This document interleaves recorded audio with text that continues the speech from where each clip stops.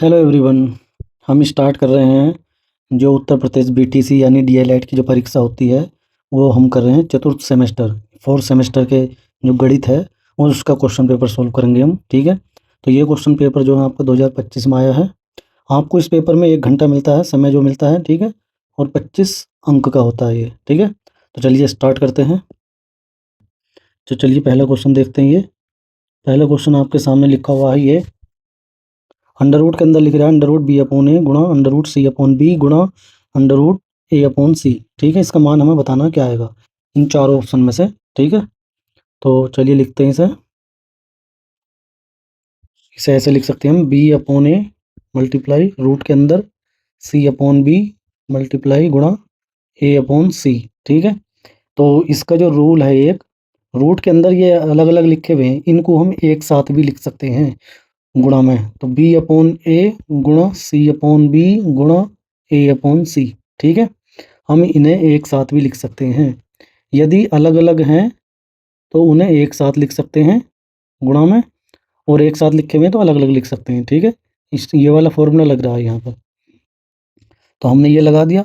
अब हम देखेंगे इसमें कौन कौन से कैंसिल आउट हो रहे हैं। जैसे कि ए से ए कट जाएगा, नीचे लिखा हुआ है सेम संख्या, वही संख्या ऊपर भी लिख रही है तो हम उसे काट सकते हैं। सी से सी कट जाएगा, बी से बी कट जाएगा, यानी कि ये तो यहाँ पर सारे के सारे कट जाएंगे।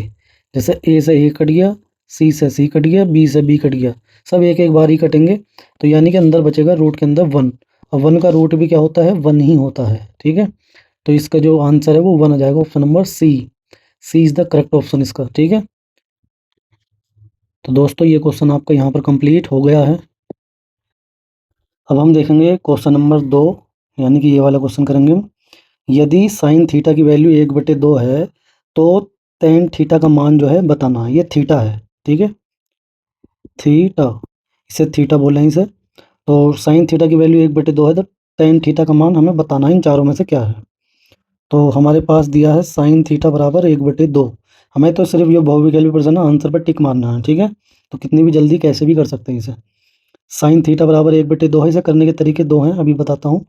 साइन थीटा की वैल्यू 1/2 है तो हमें मान याद होना चाहिए कि साइन जो है 1/2 कौन से कोण का मान होता है। तो मैं कुछ मान लिख देता हूँ, जैसे 0 डिग्री, 30 डिग्री है। ठीक है, मैं पहले यहाँ पर मान लिखता हूँ। यहाँ पर मैंने लिख दिया थीटा, और यहाँ 0 डिग्री, 30 डिग्री, 45 डिग्री, 60 डिग्री और 90 डिग्री। ठीक है, ये मैंने लिखे।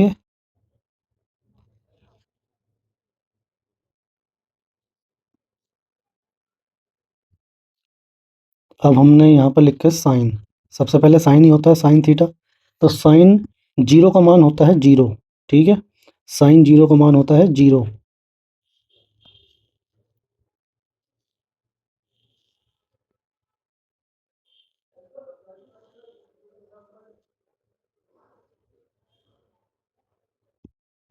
साइन 0 का मान 0 होता है। इसी प्रकार लिखने हैं हमें यहाँ पर, याद करना है आपको। साइन 0 का मान 0 होता है, साइन 30 का मान 1/2 होता है, और साइन 45 का मान 1 होता है, और 1/√2 होता है। मैं लिख देता हूँ यहाँ पर,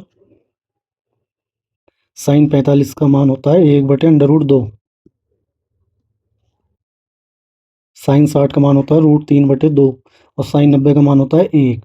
ठीक है, तो यहाँ पर सिर्फ साइन की वैल्यू पूछी जा रही है तो हम साइन का ही याद कर लेंगे बस। ये वाले मान याद कर लेना आप। ठीक है, साइन के वैसे पूरी टेबल यहाँ पर मैं बताऊँगा। ठीक है, तो अभी फ़िलहाल यहाँ पर साइन थीटा का मान यहाँ पर देखते हैं। जैसे कि 1/2 साइन में कौन से कोण का मान था साइन का, तो साइन 30 का मान 1/2 होता है ये।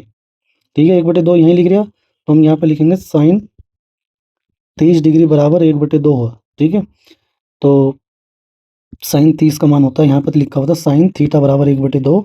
साइन थीटा बराबर 1/2 लिखा हुआ है ना ये, तो हम 1/2 की जगह हम लिख सकते हैं यहाँ पर, साइन में कौन से कोण का मान था ये 30 का, तो साइन 30 लिख सकते हैं हम यहाँ पर इसकी जगह, साइन 30। साइन से साइन हटा देंगे, थीटा का जो मान आ जाएगा वो 30 डिग्री आ जाएगा। ठीक है, साइन 30 का मान हमें पता भी है कि ये 1/2 है, साइन 30 का मान है, यानी थीटा की वैल्यू 30 डिग्री आ जाएगी। तो हमसे पूछा जा रहा है टेन थीटा का मान बताना हमें। टेन थीटा, यानी कि हमें बताना है टेन 30 डिग्री का मान। ठीक है, टेन 30 डिग्री का मान हमें पता होना चाहिए। अब यहाँ पर टेन 30 डिग्री का मान भी हमें पता होना चाहिए, तभी हम बता सकते हैं। ठीक है, इस वाले तरीके से। तो अब मुझे यहाँ पर टेबल बनानी पड़ेगी ये। ठीक है, चलिए मैं बना देता हूँ अब। तो मैंने यहाँ पर जो है अब 10 तक की टेबल बना दी है। क्या है? साइन थीटा का मान, यानी साइन जीरो का मान 0, साइन 30 डिग्री का मान 1/2, साइन 45 का मान 1/√2, साइन 60 का मान √3/2, साइन 90 का मान 1। अब हम लिखेंगे कोस के, तो कोस के हम उल्टे करके लिख देंगे यहाँ से यहाँ। कोस 0 का मान 1, और कोस 30 का मान, जो यहाँ पर साइन 60 का मान है वही कोस 30 का है। साइन 45 हो या कोस 45 दोनों सेम होंगे। कोस 60 का मान वही होगा जो साइन 30 का होगा। कोस 90 का मान वही होगा जो साइन 0 का होगा। ठीक है। अब आता है साइन टेन के मान। तो टेन जो होता है ना, टेन थीटा जो होता है वो होता है साइन थीटा बटे कोस थीटा। तो हमें दोनों के यानी साइन वाले को कोस वाले से भाग देनी है। ठीक है। तो हमें साइन 0 का मान चाहिए, तो 0 को भाग देंगे 1 से। तो 0/1 0 ही आ जाएगा। और 1/2 को जब √3/2 से भाग देंगे तो 2 तो कट जाएगा, 1/√2 3 बचेगा। ठीक है। और जब इससे इसको भाग देंगे तो ये तो दोनों सेम ही है, कट जाएंगे, 1 आ जाएगा। और जब इसे हम इससे भाग देंगे तो 2 तो कट जाएगा, यहाँ पर √3/1 बचेगा, यानी √3। और जब हम 1 को 0 से भाग देंगे तो जब 0 से किसी भी संख्या को भाग देते हैं तो वो अपरिभाषित हो जाती है, यानी उसे अनंत बोल देते हैं हम। ठीक है, अनंत।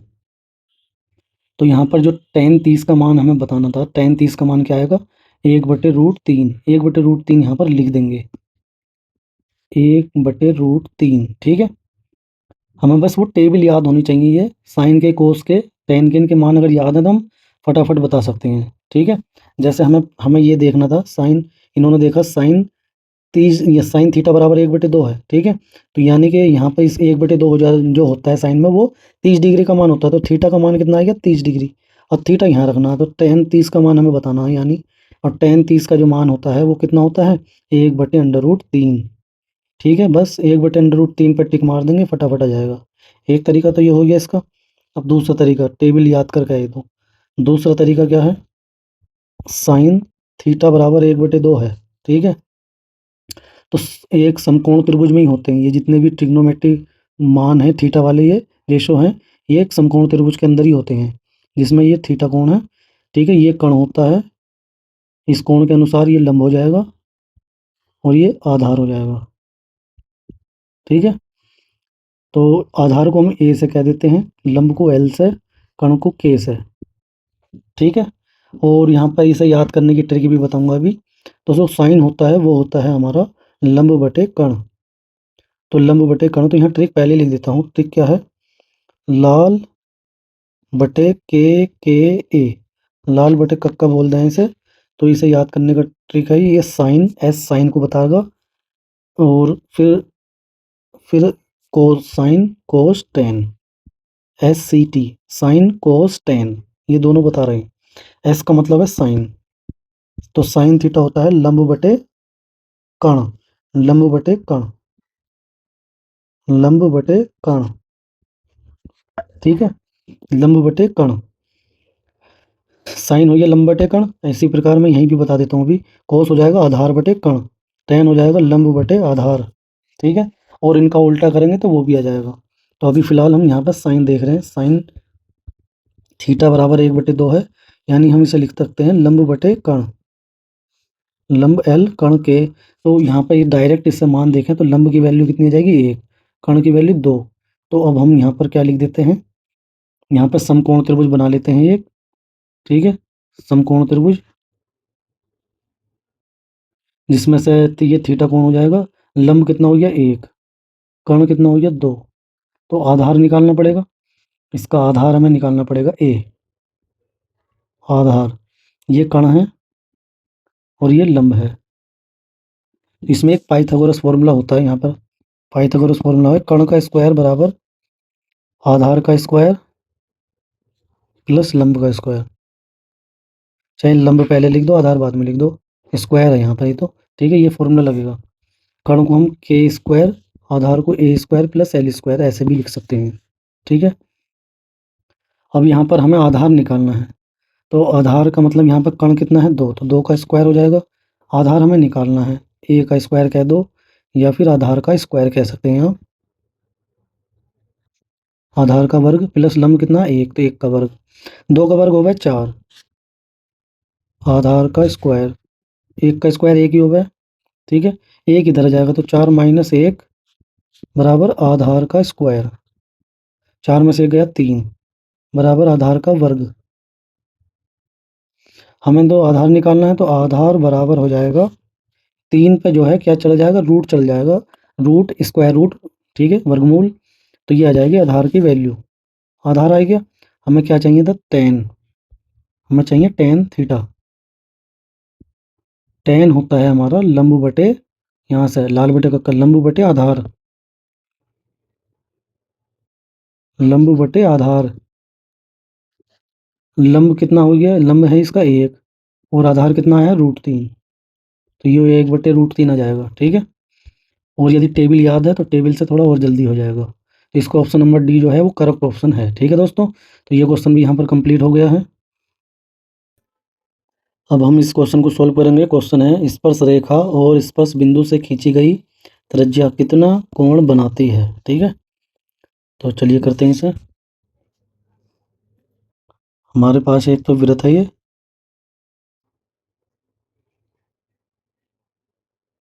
और अब इस पे जो है इस पे स्पर्श रेखा में बनानी है, स्पर्श इस बिंदु से। तो स्पर्श बिंदु से जाती हुई एक स्पर्श रेखा बना रहे हैं हम।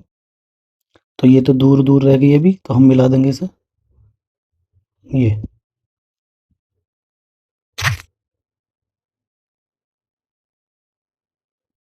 ठीक है। ये मान लो यहाँ कोई स्पर्श बिंदु था, तो ये स्पर्श रेखा है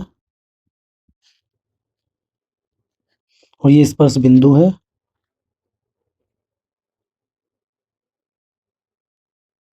और यहाँ पर ये वृत्त का केंद्र है। वृत्त के केंद्र को हम अगर स्पर्श बिंदु से मिलाते हैं तो ये इसकी वृत्त की त्रिज्या कहलाती है, ठीक है, वृत्त की त्रिज्या। तो वृत्त की त्रिज्या और स्पर्श रेखा के जो बीच का कोण होता है स्पर्श बिंदु पर जो बनता है वो 90 डिग्री का होता है। कितने डिग्री का, 90 डिग्री का, 90 अंश का, ठीक है। तो ऑप्शन नंबर जो बी है इसका करेक्ट हो जाएगा, ठीक है। Option B is the correct option. दोस्तों ये सवाल यहाँ पर समाप्त हो चुका है। अब इस क्वेश्चन को सॉल्व करेंगे हम। ये क्वेश्चन जो है प्रायिकता का है। चलिए करते हैं इसे। एक पासा उछालने पर प्रत्येक बार सम संख्या आने की प्रायिकता बतानी है हमें। एक पासा उछाला, जो लूडो वाला पासा होता है, उसे उछालने पर उस पर सम संख्या आने की प्रायिकता क्या है वो हमें ज्ञात करनी है। तो प्रायिकता जो होती है, प्रायिकता, इसका जो फॉर्मूला होता है वो होता है अनुकूल, अनुकूल परिणाम बटे कुल परिणाम। अनुकूल परिणामों की संख्या बटे कुल परिणामों की संख्या भी कह सकते हैं, ठीक है। ये प्रायिकता निकालने का फॉर्मूला है किसी भी घटना की। तो यहाँ पर एक पासा उछाला जा रहा है, तो पासे पर संख्याएं कितनी हैं, पासा, पासे पर संख्याएं, पासे पर 6 संख्याएं होती हैं, 1 2 3 4 5 और 6। ऐसे 6 उस पर लिखा हुए होते हैं, ठीक है। एक डॉट बना हुआ होगा, फिर 2 होंगे, फिर 3 होंगे, ऐसे करके उस पर 6 अंक तक लिखा हुआ होता है, ठीक है। यानी जो टोटल संख्याएं हैं वो कितनी है हमारे पास, 6। पासे पर जो टोटल संख्याएं हैं वो 6 होती हैं, 1 2 3 4 5 6।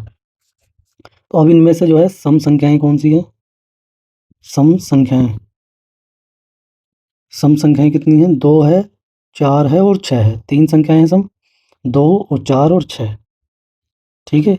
ये हमारे पास टोटल संख्याएं होती है इस पर, और ये पासे पर अंकित संख्याएं होती हैं, सम संख्याएं 2 4 6।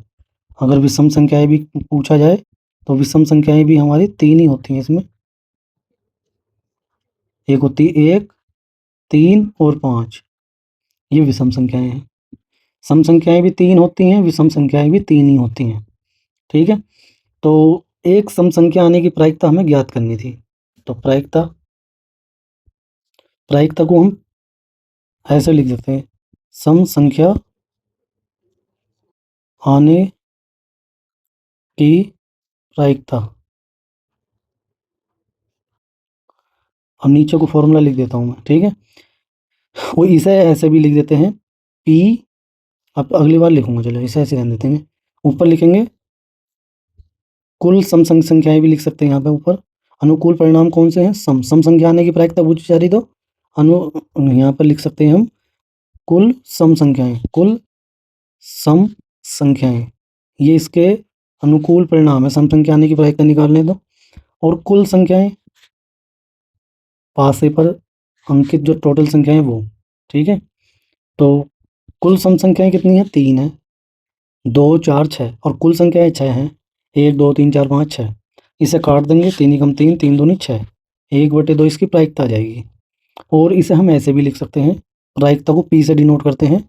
सम संख्या लिख दो अंदर, एक सम संख्या आने की प्रायिकता, ठीक है। तो ऊपर कुल, ऊपर लिख देंगे कुल सम संख्याएं, नीचे लिख देंगे कुल संख्याएं, ठीक है। तो कुल सम संख्याएं, ये अनुकूल परिणाम भी लिख सकते हैं, ठीक है। और यहाँ पर नीचे कुल संख्याएं, तो 3/6, 1/2 आ जाएगा, ठीक है। ये इसका आंसर हो जाएगा। इसे हम ऐसे भी लिख सकते हैं, जो एस होता है वो सब स्पेस होता है, सब बोलते हैं सब स्पेस, यानी जितने भी इसमें संभव परिणाम होंगे। तो पासा उछाला जा रहा, पासे पर तो 6 अंक हो सकते हैं, 1 2 3 4 5 और 6, 6 संख्याएं होती हैं उस पर ऐसे। तो इसे नंबर ऑफ एस बोल देंगे, कितनी संख्या होगी? 6, ठीक है। Number of S, number of का मतलब संख्याएं, ठीक है। और सम संख्याएं, सम संख्याएं को मान लेते हैं, कोई भी घटना मान लेते हैं।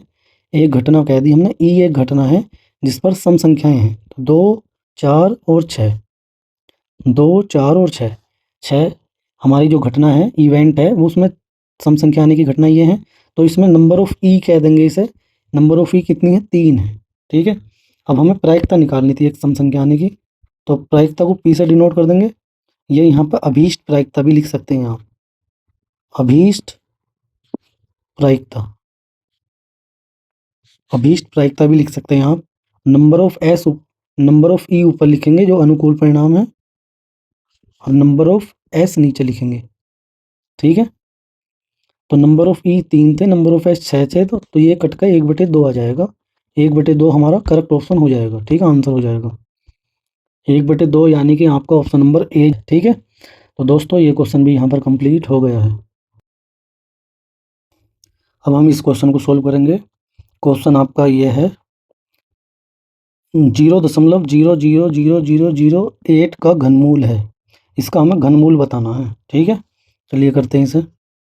0.24 और 2 6, 2 4 और 2 6, 5 बार 0 आ रहा है, उसके बाद 8 है। इसका इसका घनमूल, ये तो लिख रहा है हिंदी में, और इसे मैथ में ऐसा लिखेंगे 0.00008 घनमूल का मतलब है, आप इसे ऐसे लिख सकते हैं, रूट के अंदर यहाँ पर 3 लिख देंगे, इसका मतलब घनमूल, ठीक है। इसे ऐसे लिख सकते हैं। इसका घनमूल बताना हमें क्या था, इसके अंदर से क्या निकल के आएगा। तो इसे करने के यहाँ पर कैसे कैसे कर सकते हैं इसे। तो यहाँ पर इसे जो है हम इसका पॉइंट हटाएंगे, इसका यहाँ पर पॉइंट हटाएंगे, और पॉइंट के बाद नीचे 1 के बाद उतने ही 0 लिख सकते हैं जितने डिजिट होंगे, 1 2 3 4 5 6, 1 2 3 4 5 6, लिख दिए 6। यानी कि ये संख्या अब आपकी ये हो जाएगी 8, ऊपर बचेगा बस, और नीचे लिख देंगे। तो इसमें कितने 0 हैं? 2 2 4 और 2 6। तो इसे हम ऐसे लिख देते हैं 100 गुणा 100 गुणा 100, 3 बार 100 100 लिख दिया मैंने इसे। वो इसलिए लिखा क्योंकि हमसे घनमूल पूछा जा रहा है, तो 3 3 के फैक्टर हम बनाएंगे, 3 3 के पेयर एक तरीके से, ठीक है। 8 को हम लिख सकते हैं क्या? 8 को तो हम लिख देंगे 2 गुणा 2 गुणा 2, 2 दूनी 4, 4 दूनी 8, ठीक है। इसके हमने फैक्टर कर दिए, 8 के फैक्टर कर दिए, 2 से काट के 2 चौक 2 दूनी और 2 एकम 2, तो इसके फैक्टर कर दिए हमने। तो 3 3 के पेयर, घनमूल में क्या होता है 3 3 के पेयर बनाते हैं। तो यहाँ पर ये इसके 3 जोड़े, ये हो गया 3 बार लिखा हुआ 2, यहाँ पर 100 भी 3 बार लिख रहा है गुणा में, तो एक संख्या के रूप में ये बाहर आ जाएगा, यानी कि इसका 2 बचेगा यहाँ पर, इसका 100 आ जाएगा, और ये जो घनमूल है ये निशान हट जाएगा, ठीक है। ये आएगा 2। अब नीचे कितने 0 लिख रहे हैं? 2। तो अब हम क्या करेंगे, दाईं तरफ से 2 डिजिट से पहले पॉइंट लगाएंगे। तो यहाँ पर 1 और 2 दूसरा डिजिट लिखने के लिए यहाँ 0 लगाना पड़ेगा, तब यहाँ पॉइंट लगेगा, ठीक है। अब ये टोटल कितने डिजिट डिजिट हो जाएंगे? 2 हो जाएंगे, 1 और 1 2, अब यहाँ पॉइंट लग गया। यानी कि अगर हमारे पास कोई संख्या ऐसे लिखी होती 0.02, यहाँ पर 0 भी लगा सकते हैं, ठीक है। जब हम इसका पॉइंट हटाते तो पॉइंट हटाने पर 1 के बाद उतने ही 0 लगाएंगे जितने पॉइंट के बाद अंक होंगे, डिजिट होंगे, 1 और 1 2, तो 2 0 लगा दिए, यानी कि ये संख्या आ गई 2/100। तो 2/100 को हमने ऐसे लिख दिया, ठीक है। तो ये इसका आंसर आ जाएगा, इसका घनमूल, ठीक है, 0.02। तो ऑप्शन नंबर 20 का करेक्ट हो जाएगा। तो एक तरीका तो ये हो गया इसका करने का। अब दूसरा देखते हैं, इसका घनमूल बताना था हमें, ठीक है। इसे और ऐसे भी लिख सकते हैं, कैसे, ये लिखा हुआ था 0.0000008 इसका घनमूल, ठीक है। घनमूल को हम ऐसे भी लिख देते हैं 0.00008, घनमूल को हम ऐसे ब्रैकेट की पावर 1/3 भी लिख सकते हैं, ठीक है। घनमूल को निकालने का ये भी एक तरीका है। तो अब जब हम इसका पॉइंट हटाएंगे तो नीचे 0 बढ़ाएंगे, ठीक है। तो अगली लाइन में करता हूँ, चलिए, 0.0000458 की पावर 1/3। तो मैंने पॉइंट हटाया अब इसका, तो नीचे जो है 1 के बाद उतने ही 0 बढ़ाऊंगा जितने डिजिट होंगे, 1 2 3 4 5 6, 1 2 3 4 5 6, 6 0 हो गए। यानी कि अब ये हो गया आपका 8/10 की पावर 10, यानी कि कितने 0 हैं ये, यानी कि अगर मैं इसे 100 में लिखूँ, 100 गुणा 100 गुणा 100, तो 3 बार 100 लिखा जाएगा, 2 2 4 2 6, 6 0 अब भी हैं। इसकी पावर कितनी आ जाएगी, 1/3, ठीक है। अब हम यहाँ पर देखते हैं, 2 जो घन होता है वो होता है 2 का, तो इसे 2 की पावर 3 लिख सकते हैं। और नीचे तो 100 का घन हो रहा है, 100 गुणा में 3 बार लिखा हुआ है, जो भी 3 बार लिखा हुआ होता है गुणा में, तो उसे पावर में 3 लिख देते हैं हम। ये 2 का घन होता है, ऐसे एक तरीके से 8 8 आ जाएगा। तो ये गुणा में लिख के हुए थे, इसे हम 8 को यहाँ पर ऐसे भी लिख सकते हैं, 2 गुणा 2 गुणा 2, तो 2 की पावर 3 लिख देंगे हम इसे। ये 100 की पावर 3 हो जाएगी, ठीक है। और उसकी टोटल पावर कितनी होगी, 1/3। तो अब हम इसे और क्या कर सकते हैं, तो 2/100, तो दोनों की 100 पावर है, तो तीन, दोनों की 3 पावर थी, तो दोनों की 3 लिख दी हमने ब्रैकेट में, और बड़े ब्रैकेट के बाहर लिख दी 1/3। अब जो घात घात की क्या हो जाती है, गुणा हो जाती है घात घात की।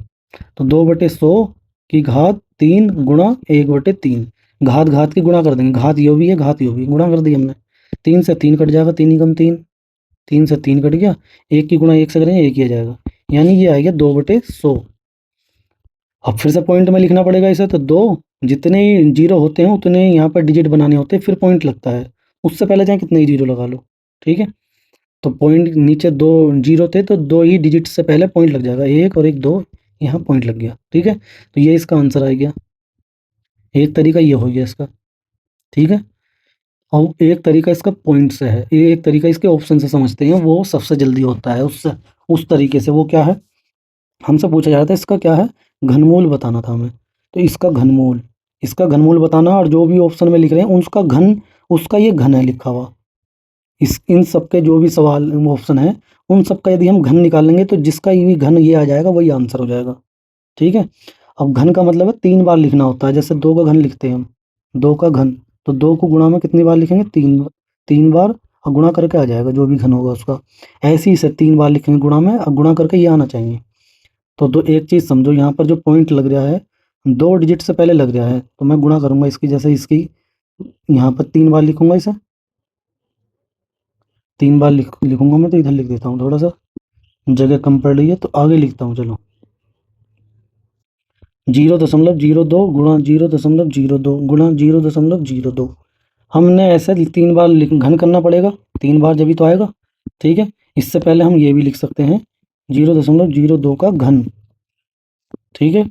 अब देखो, यहाँ पर लिख रहे हैं 2 पॉइंट से पहले 2 डिजिट, यहाँ भी पॉइंट से पहले 2, यहाँ भी पॉइंट से पहले 2, तो हमारा जो भी आंसर आएगा उसमें 2 और 2 4 2 6, 6 डिजिट से पहले पॉइंट होगा, 6 डिजिट से पहले पॉइंट लगेगा, 2 डिजिट फिर 2 डिजिट फिर 2 डिजिट फिर यहाँ पॉइंट लगेगा। तो अगर हम इसका आंसर देखें, यानी जो सवाल था हमारा वो देखो, तो यहाँ पर आपको साफ साफ दिखाई दे रहा है, ये 2 और 2 4 और 2 6, 6 से पहले पॉइंट लग रहा है, ठीक है। जब यहाँ पर पॉइंट के बाद 2 डिजिट हैं, तब यहाँ पर कितने डिजिट आए हैं, 6, 6 डिजिट से पहले पॉइंट आया है, ठीक है। और जब यहाँ पर 3 आएंगे तो ऐसे 3 बार लिखना पड़ेगा गुणा में, 3 3 6 3 3 9, 9 डिजिट से पहले आएगा, जबकि यहाँ पर सवाल में तो 6 डिजिट से पहले, 6 अंकों से पहले है, तो ये तो हो ही नहीं सकता, ठीक है। ये हो सकता था, ठीक है, ये हो सकता है, क्योंकि 2 ही पॉइंट के बाद 2 डिजिट हैं, इसमें 2 अंक हैं, तो जैसे गुणा करेंगे इनकी तो 6 अंकों के बाद आ सकता है इसका।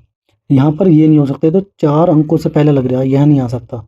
ठीक है, अब देखो सी वाला चेक करते हैं एक बार।